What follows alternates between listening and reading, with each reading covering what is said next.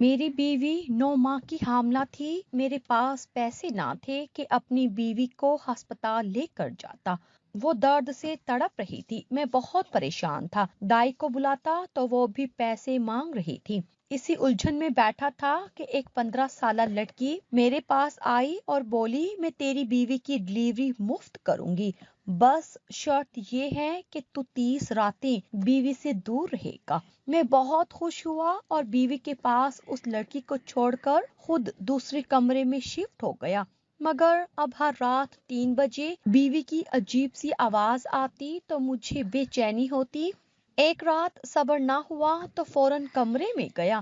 دیکھا تو رونگٹے کھڑے ہو گئے، کیونکہ وہاں میرا آج مجھے زندگی کی سب سے بڑی خوشی ملی تھی۔ دراصل 3 ماہ قبل میری شادی ناہید سے ہوئی تھی اور پھر اس کی طبیعت کچھ خراب رہنے لگی تھی۔ آج جب میں اسے ڈاکٹر کے پاس لے کر گیا تو ڈاکٹر نے بتایا کہ وہ تو امید سے ہیں۔ یہ خبر سن کر میرا جی چاہ رہا تھا کہ میں ڈاکٹر کے سامنے ہی ناچنے لگوں۔ میں نے اپنی بیوی کا ہاتھ خوشی سے دبایا اور جب اس کی طرف دیکھا تو مجھے حیرت کا شدید جھٹکا لگا، کیونکہ اس کے چہرے پر مجھے خوشی نظر نہیں آئی تھی، بلکہ اس کی آنکھیں جھلک پڑی تھی۔ مجھے ناہید سے اس قسم کی رد عمل کی توقع ہرگز نہیں تھی۔ ڈاکٹر نے کچھ طاقت کی ادویات لکھ کر دی اور کچھ احتیاطیں بتائیں اور پھر ہم اس کے کمرے سے نکل کر باہر آ گئے تو میں نے جلدی سے ناہید کی طرف رخ کیا تھا۔ میں بولا، ناہید، تمہیں بچے کے متعلق سن کر خوشی نہیں ہوئی کیا؟ اس نے زور زور سے نفی میں سر ہلا دیا تھا۔ میں نے آنکھیں پھیلا کر اس کی جانب دیکھا اور بولا، آخر کیوں؟ عورتیں تو یہ خبر سننے کے لیے ترستی ہیں، منتیں مانگتی ہیں، چڑھاوے چڑھاتی ہیں، لیکن تم تو بہت ہی نائی ہو۔ آج جب قدرت ہم پر مہربان ہوئی ہے تو تم مجھے نخرے دکھا رہی ہو۔ ناہید شکست خوردہ لہجے میں بولی، ظفر، نہ جانے یہ اولاد ہماری قسمت میں ہے بھی یا نہیں۔ میں نے اس کے لبوں پر ہاتھ رکھ دیا اور بولا، خدارا اپنے منہ سے دوبارہ ایسی بات مت نکالنا۔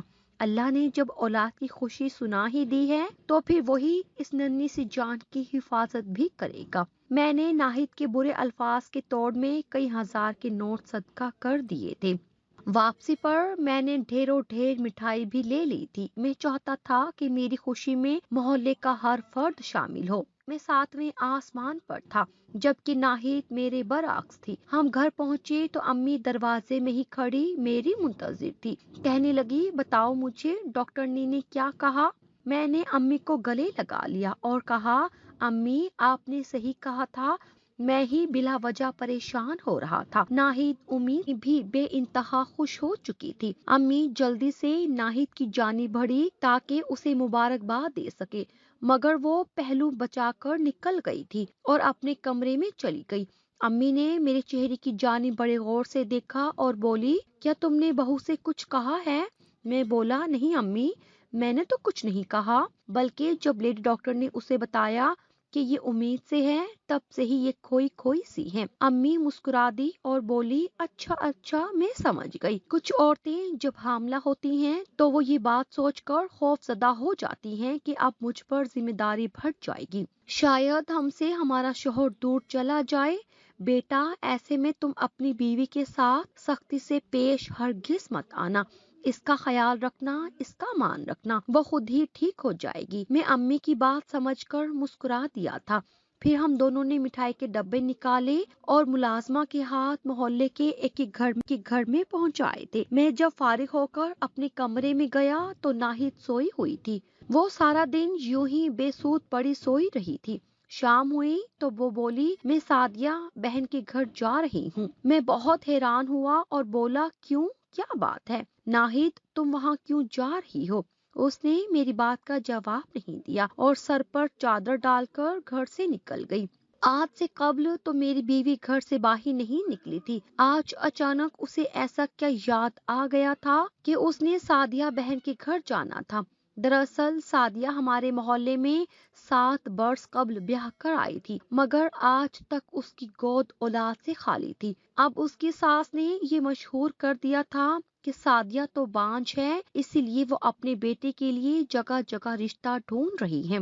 امی کو جب پتا چلا کہ ناہید سعدیہ کے گھر جا رہی ہے تو امی نے فوراً ٹوک دیا تھا۔ وہ کہنے لگی نہیں نہیں بہو تم اس کے گھر مت جاؤ، اس کے ہاں تو پہلے ہی اولاد نہیں ہوتی، مجھے ڈر ہے کہیں اس کا منحوس سایہ تم پر نہ پڑ جائے۔ مگر اس نے نہ میری سنی اور نہ ہی امی کی بات کی لاج رکھی تھی، وہ چپ چاپ گھر سے نکل گئی تھی، جبکہ میں اور امی تو اپنا سا منہ لے کر رہ گئے تھے، کیونکہ آج تک ناہید نے اتنی ہٹ دھرمی نہیں دکھائی تھی۔ مجھے غصہ آ گیا تھا، میں بولا امی آپ فکر مت کریں، ایک بار یہ گھر آ جائے اس کو تو میں ٹھیک کرتا ہوں۔ اس بار بھی امی نے مجھے یہ کہہ کر روک دیا تھا کہ کوئی بات نہیں، جب عورت امید سے ہوتی ہے تو وہ کبھی کبھار ضدی ہو جاتی ہے۔ میں ہر قیمت پر اپنے بچے کی حفاظت کرنا چاہتا تھا، مگر ناہید کا رویہ میرے لیے ناقابل برداشت تھا۔ خیر وہ 2 گھنٹے بعد گھر لوٹی تھی۔ میں نے اپنے لہجے کو نارمل رکھنے کی کوشش کی تھی۔ میں بولا ناہید کو، وہ کہنے لگی ظفر ہمارا بچہ کتنا خوش نصیب ہے نا، جسے آپ جیسا باپ ملے گا۔ ظفر ایک بات تو بتائیں، آپ بچے کی پیدائش کے بعد بدل تو نہیں جائیں گے نا؟ میں نے نفی میں سر ہلا دیا تو وہ بولی بچہ جب روئے گا اور میں اسے سنبھال نہ پاؤں گی تو کون سنبھالے گا اسے؟ میں مسکرا دیا اور بولا ناہید میں اپنے بچے کو اتنا پیار دوں گا کہ تم اسے پکڑنے کو ترسو گی، مگر تمہاری باری ہی نہیں آئے گی۔ میری بات سن کر وہ کھل کر مسکرا دی تھی۔ اب میں سمجھ گیا تھا کہ ناہید سچ میں ذمہ داری سے ڈر رہی تھی۔ وہ کچھ دن ٹھیک رہتی اور کچھ دن پریشان۔ جس دنوں وہ پریشان ہوتی تھی سارا دن سعدیہ کے گھر رہتی تھی۔ اب تو امی بھی اس کی حرکتوں سے چڑنے لگی تھی۔ امی کہنے لگی مان نہ مان ظفر تیری بیوی اور ہی چکروں میں ہے، وہ جان بوجھ کر سعدیہ کے گھر اس لیے جاتی ہے تاکہ اس کا سایہ پڑ جائے اور یہ بچہ ختم ہو جائے۔ سن کر لرز کر ہی رہ گیا تھا۔ میں بولا نہ امی ایسے الفاظ اپنے منہ سے مت نکالیں، آپ ماں ہو میری، یہ نہ ہو کہ کہیں آپ کی بات پوری ہو جائے۔ دراصل میں چاہتا تھا کہ میری پہلی اولاد بخیر و عافیت اس دنیا میں آ جائے، کیونکہ میری عمر کافی ہو چکی تھی۔ دراصل میں نے ایک بہت ہی غریب گھرانے میں آنکھ کھولی تھی۔ میں جوں بڑا ہوتا جا رہا تھا گھر میں غربت مزید بڑھتی چلی جا رہی تھی، اور پھر ایک دن میرا باپ بھی انتقال کر گیا تو ہم پر فاقوں کی سی نوبت آ گئی۔ میں جوان ہوا تو محنت مزدوری کر کے اپنا گھر چلانے لگا تھا۔ امی چاہتی تھی کہ میری شادی ہو جائے مگر میں نے انکار کر دیا۔ میں بولا امی میں اپنی بیوی کو کیا دوں گا، یہ غربت چلو بیوی تو پھر بھی گزارا کر لے گی، مگر میں اس فاقوں بھری زندگی میں اولاد نہیں چاہتا۔ میں نہیں چاہتا کہ ایک اور ظفر پیدا ہو جو بھوک اور پیاس سے بھی لگتا رہے، اس کا بچپن خوار رہے اور پھر ایک دن اس کا بھی باپ مر جائے تو وہ بھی محنت مزدوری کرنے لگے۔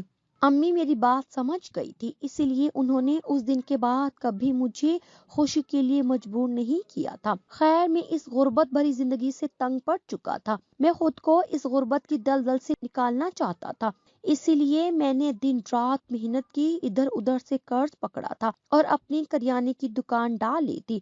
اس سے ترقی کرتے کرتے میں نے ایک نہیں 3-4 دکانیں بنا لی تھی جو کہ میں نے کرائے پر چڑھا دی تھی۔ اب میں اتنا امیر ہو چکا تھا جتنا کہ مجھ جیسے ماحول میں پیدا ہونے والا لڑکا ہو سکتا تھا۔ خیر اس محنت میں میری عمر بیت گئی تھی، میں جوانی کی دہلیز پار کر چکا تھا۔ اب میرے سر کے بال اور داڑھی جگہ جگہ سے سفید ہونے لگی تھی۔ اب مجھے کلف لگانے کی ضرورت پڑتی تھی۔ میں آئینے میں اپنا چہرہ دیکھ کر سوچنے لگتا کہ ظفر یہ دکانیں تم کس کے نام چھوڑ کر جاؤ گے، یہ جو محنت تم نے کی ہے یہ کس کے کام آئے گی۔ پریشانی بھام گئی تھی، اسی لیے انہوں نے میرا رشتہ ڈھونڈنا شروع کر دیا تھا۔ اب مشکل مرحلہ یہ تھا کہ میرا رشتہ ہونا محال ہو گیا تھا۔ لوگ میری صورت دیکھ کر رشتہ دینے سے انکار کر دیتے تھے، حالانکہ میں اتنا برا بھی نہیں تھا، بس یہ تھا کہ عمر ڈھل گئی تھی۔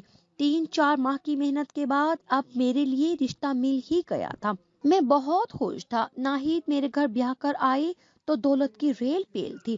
گھر میں ہر وقت ضرورت کا سامان پڑا ہوتا تھا۔ میں اس کے لیے سرخی پاؤڈر بھی لے کر آیا کرتا تھا اور وہ اسی میں بہت خوش تھی۔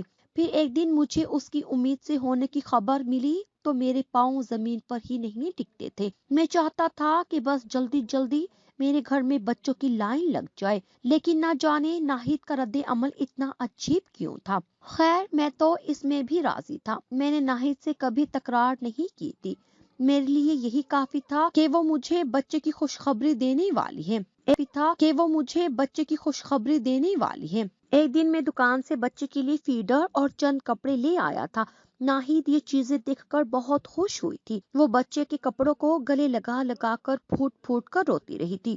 اس نے میرا ہاتھ پکڑا اور بولی، ظفر وعدہ کرو آپ ہمارے بچے کو کسی چیز کی کمی نہیں آنے دو گے۔ میں مسکرا دیا اور بولا، میں جانتا ہوں تم بھی بچے کی بہت فکر کرتی ہو، مگر نہ جانے اپنی خوشی کا اظہار کیوں نہیں کرتی۔ تو ناہید کہنے لگی، مجھے خوش ہونے سے ڈر لگتا ہے کہ خوشیوں کو نظر لگ جایا کرتی ہیں۔ میں نے اس وقت ناہید کی بات ٹال دی تھی۔ میں بولا، تم بلا وجہ دل میں وہم لے کر بیٹھی ہو، لیکن میں اس وقت یہ کہاں جانتا تھا کہ ماں کے دل کو الہام ہو جاتا ہے۔ ناہید کو بھی شاید آنے والے وقت کا پتہ چل گیا تھا، اسی لیے شاید وہ بچے کی آمد کی خبر سن کر رونے لگی تھی۔ ہوا کچھ یوں کہ میری کریانے کی دکانیں بہت چلتی تھی۔ مارکیٹ میں جتنی بھی دکانیں تھی وہ بس بند ہونے کی دہلیز تک پہنچ چکی تھی۔ ایسے میں کسی تاجر نے میرے خلاف سازش کر دی تھی۔ اس نے کسی آدمی کو پیسے دے کر جھوٹ موٹ کا گھاک بنا دیا تھا۔ وہ میری دکان سے آ کر اپنی بیوی کے لیے رنگ گورا کرنے والی کریم لے گیا۔ مال بالکل تازہ تھا، شک کی کوئی گنجائش تھی ہی نہیں، کیونکہ میں نے کبھی حرام مال کمایا ہی نہیں تھا۔ وہ آدمی اگلے دن اپنے ساتھ پولیس کو لے آیا اور مجھ پر الزام لگا دیا کہ میں نے 2 نمبر کریم دی ہے، جس سے اس کی بیوی کے چہرے اور ہاتھوں پر الرجی ہو گئی ہے، اور اب وہ ہسپتال میں ایڈمٹ ہے۔ پولیس نے میری دکان کا سارا مال ضبط کر دیا اور دکان کو بھی سیل کر دیا۔ صرف اتنا ہی نہیں بلکہ میں نے جو دکانیں کرائے پر چڑھائی تھی ان کا مال بھی ضبط کر لیا گیا تھا اور وہ بھی سیل کر لی گئی تھی۔ اس آدمی نے ہر جانے کے طور پر مجھ سے 50 لاکھ روپے طلب۔ یہ صدمہ برداشت نہ کر سکی اور ہارٹ اٹیک سے اس دنیا سے چل بسی تھی۔ مجھ پر ایک ہی ہفتے میں کیسی قیامت گزر چکی تھی۔ ادھر ناہید کی ڈلیوری کے دن نزدیک آ گئے تھے۔ وہ سارا دن پریشان رہتی تھی، جس کی وجہ سے اس کا بلڈ پریشر بہت بڑھ گیا تھا۔ میرے پاس تو اتنے پیسے بھی نہیں تھے کہ اپنی بیوی کے لیے دوائی لے آتا۔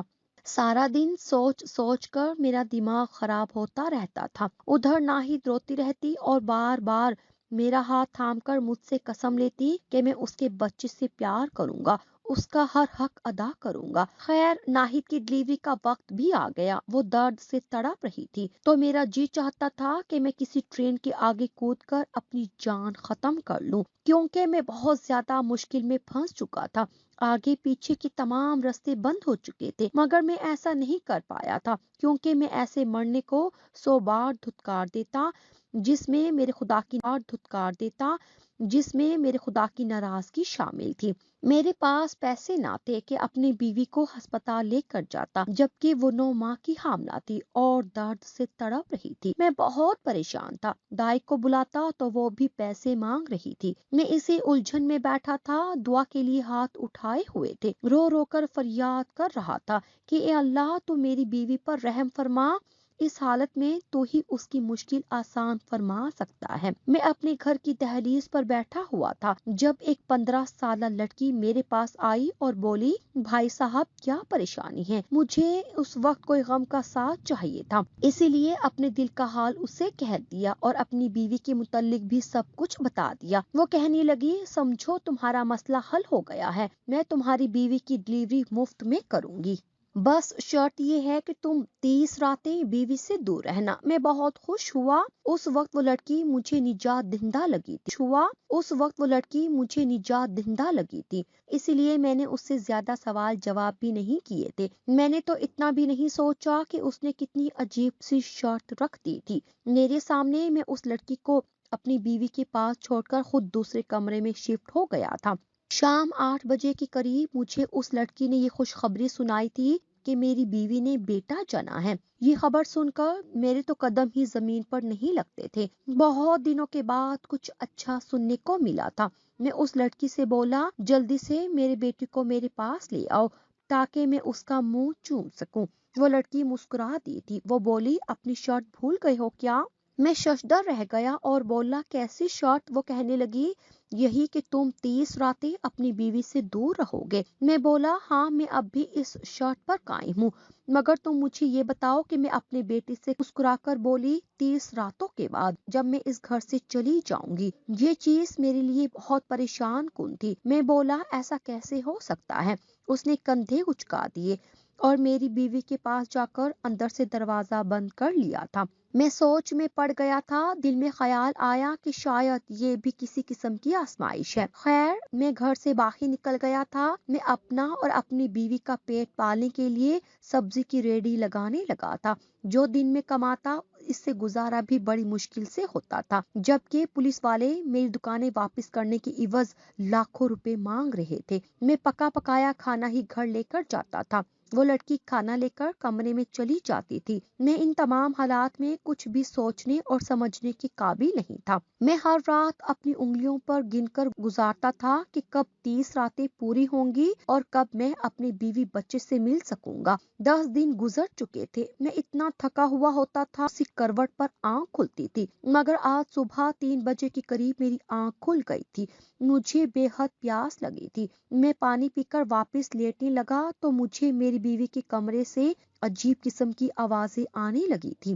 میں گھبرا گیا تھا۔ میں نے کان لگا کر سننے کی کوشش کی تھی مگر کچھ سن نہیں پایا تھا۔ خیر میں نیند میں تھا اسی لیے سو گیا، مگر اب تو یہ واقعہ ہر شب ہونے لگا تھا۔ اب ہر رات 3 بجے بیوی کی عجیب سی آواز آتی تھی۔ میں گھبرا جاتا، دل چاہتا تھا کہ کمرے میں جا کر تو دیکھوں کہ آخر کیا بات ہے، مگر پھر اپنا وعدہ یاد آ جاتا تھا جو میں نے اس 15 سال کی لڑکی سے کیا تھا۔ مجھ میں اتنی انسانیت تو تھی کہ اپنی محسنہ کا نام تو نہیں توڑوں۔ خیر میں نے باہر سے ہی کان لگا کر سننے کی کوشش کی تھی کہ آخر کیا بات ہے، میری بیوی کی یہ کیسی آوازیں آ رہی ہیں۔ تب مجھے سمجھ میں آیا کہ میری بیوی بہت زیادہ تکلیف میں ہے۔ وہ بلک رہی ہے اور ساتھ ہی ساتھ کوئی ہنس بھی رہا ہے۔ یہ ہنسی کسی اور کی نہیں بلکہ اسی 15 سالہ لڑکی کی تھی۔ میں بہت زیادہ گھبرا گیا تھا کہ نہ جانے وہاں کیا ہو رہا ہے، اس لیے میں نے دروازہ کھولنے کے لیے آگے ہاتھ بڑھایا ہی تھا کہ کسی کے کودنے کی آواز مجھے سنائی دی تھی۔ میں نے ایک جھٹکے سے دروازہ کھول دیا تھا اور تب میری نظر اپنی بیوی پر پڑی تھی۔ وہ زاروں کی طرح رو رہی تھی۔ میں بولا کیا ہوا، ہمارا بچہ کہاں ہے اور وہ لڑکی کہاں ہے؟ ناہید روتی رہی اور بولی اب خیال آ گیا، ہر رات 3 بجے جب میرے کمرے سے عجیب و غریب آوازیں سنائی دیتی تھی تب تم کیوں نہ آئے؟ اب وہ ہو گیا جس کا ڈر مجھے اس دن سے کھا رہا تھا، جس دن سے مجھے پتا چلا تھا کہ میں حاملہ ہوں۔ ظفر ہم دونوں اپنے بچے سے محروم ہو گئے۔ وہ پھوٹ پھوٹ کر رونے لگی تھی۔ میں بہت زیادہ پریشان تھا۔ میں بولا ناہید مجھے بتاؤ تو ہوا کیا ہے، نہیں تو میرا کلیجہ پھٹ جائے گا۔ ناہید بولی ظفر آج سے 16 سال قبل جب میں بہت کم عمر تھی تب میں دانیال سے محبت کر بیٹھی تھی۔ وہ میرا پڑوسی تھا، محلے میں اس کی شہرت اچھی نہیں تھی، مگر مجھے نہ جانے اس میں کیا نظر آیا کہ میں اس کے عشق میں بالکل ہی اندھی ہو چکی تھی۔ ظفر اس نے مجھ سے کہا کہ ہم چھپ کر نکاح کر لیتے ہیں۔ میں مان گئی۔ پھر وہ تنہائی میں ملنے پر زور دیتا رہا مگر میں ہر بار انکار کر دیتی تھی، لیکن میں بہت کم عمر تھی، نہ سمجھ تھی، اس لیے زیادہ دیر تک اپنے انکار پر ٹک نہ سکی اور پھر اس سے تنہائی میں بھی ملنے لگی۔ اس نے میری معصومیت کا فائدہ اٹھایا اور یوں میں حاملہ ہو گئی۔ مجھے تب نہیں پتا تھا۔ ہر وقت میری طبیعت خراب رہنے لگی تو امی ڈاکٹر کے پاس لے گئی۔ انہوں نے بتایا کہ میں حاملہ ہوں۔ میری امی تو مارے ڈر سے کانپنے لگی تھی۔ امی مجھے گھر لے آئیں اور ابو امی نے مجھے بہت مارا تھا۔ پھر جب میرے گھر بچے کی پیدائش ہوئی تو امی نے مجھے بتایا کہ بیٹی پیدا ہوئی ہے۔ پھر وہ مجھے میری بیٹی کا چہرہ دکھائے بغیر نہ جانے اسے کہاں چھوڑ آئے تھے۔ مجھ میں اتنی ہمت نہیں تھی کہ امی سے اس متعلق استفسار کر پاتی۔ یوں ہی وقت گزرتا گیا۔ امی نے میرے لیے بہت رشتے ڈھونڈے مگر جب بھی مجھے کوئی قبول کرنے والا ہوتا میری بھابیاں انہیں میرے سیاہ ماضی کے متعلق بتا دیا کرتی تھی کیونکہ وہ مجھ سے گھر کے کام لیا کرتی تھی۔ یوں ہی میری عمر ڈھلنے لگی۔ تب میری بھابیوں کو احساس ہوا کہ اگر ناہید کی شادی نہ ہوئی تو وہ عمر بھر کے لیے ہم پر بوجھ بن کر رہ جائے گی، اس لیے جب آپ کا رشتہ آیا تو انہوں نے میری اصلیت چھپا لی اور یوں میں آپ کی بیوی بن کر آپ کے گھر آ گئی۔ یہ 15 سالہ لڑکی کوئی اور نہیں بلکہ میری ہی بیٹی ہے۔ اس نے مجھے بتایا کہ وہ یتیم خانے میں پلی بڑھی ہے، وہیں پر اس نے نرسنگ کا کورس کیا تھا۔ وہ جگہ جگہ میں تلاش میں پھرتی رہی تھی۔ آخرکار اسے علم ہو گیا کہ میں یہاں پر ہوں، اسی لیے وہ مجھ سے بدلہ لینے کے لیے آ گئی۔ ہر شب 3 بجے وہ مجھ سے یہی کہتی تھی کہ امی میں تمہارا بیٹا لے کر چلی جاؤں گی، یہ بھی ویسے ہی زندگی گزارے گا جیسی میں نے گزاری ہے۔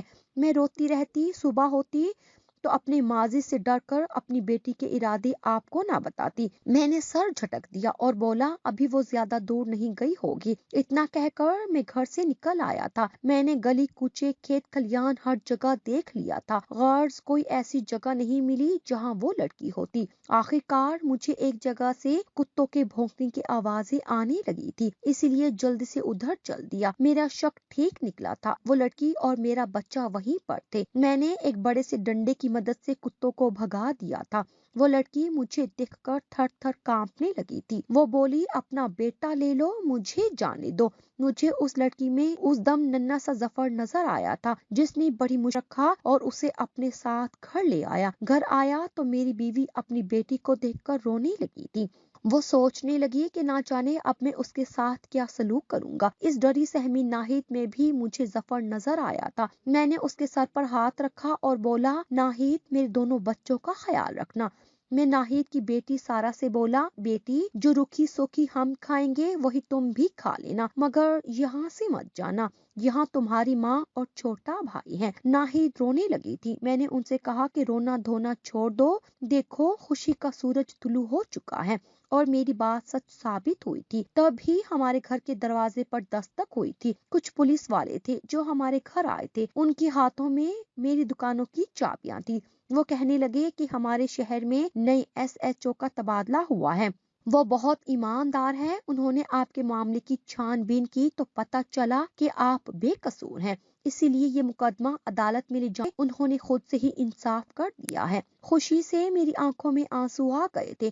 میں نے سارا کے سر پر ہاتھ رکھ کر کہا بیٹی یہ سب تمہارے نصیبوں سے واپس آیا ہے، مجھے کامل یقین ہے کہ یہ میری نیکی کا ہی صلہ تھا۔ اگر کوئی تم سے کہے کہ تمہاری کی ہوئی نیکی اور ظلم گھوم پھر کر تم تک واپس آ جائے گا تو اس کی بات پر یقین کر لینا، کیونکہ ایسا ضرور ہوتا ہے۔ اگر آپ کو آج کی کہانی پسند آئی ہے تو ویڈیو کو ضرور لائک کیجیے گا اور اپنے دوستوں کے ساتھ بھی شیئر کیجیے گا، اور ہاں اگر آپ نے ابھی تک ہمارا چینل سبسکرائب نہیں کیا تو پلیز ہمارے چینل کو ضرور سبسکرائب کر لیجیے۔